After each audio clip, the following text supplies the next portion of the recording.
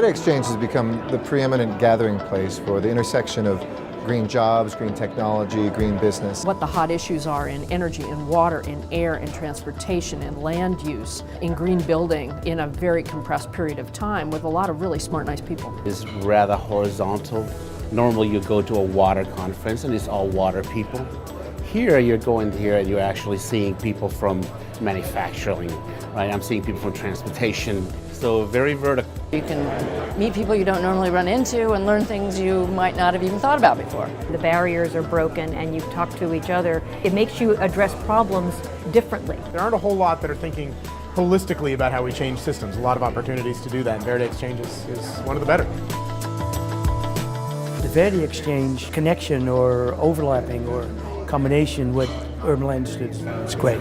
That's where it belongs. It does give people an opportunity to see things through other people's lens. Like, for example, members of the Public Utilities Commission sitting down and talking with folks who are executives at utilities. I think this is really important to be able to have a forum outside of the administrative hallways. And really have a chance to hear people out in a public setting, as well as all the side conversations, both in the hallways, over meals. Every time I come to a VerdeXchange conference, I gain some new interesting insight about the industry or about policy or what's going to happen. And that rarely ever happens for any other conferences that I attend. We've gone so far and we've stretched the envelope so dramatically here. I think we offer up an opportunity for clients of space, corporate users, to really learn from us.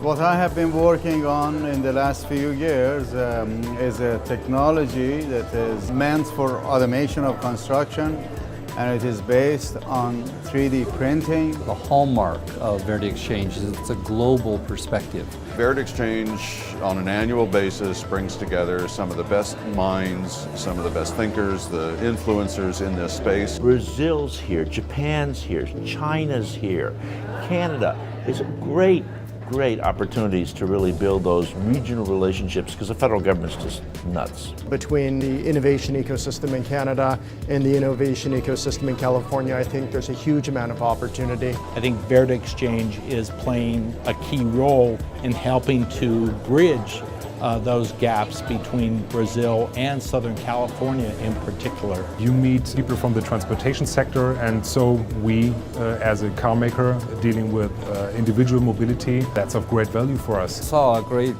demand for a Chinese investor looking for investment opportunities in green technology. It's one thing to have good products and good technology, but you have to get that implemented, you have to get it acceptable by the public. So that's one of the reasons why I'm here. Cleaning up the air and addressing global climate is good for the economy, and this is a chance to actually meet the people who are proving that that's true. What we're here to talk about is the nexus.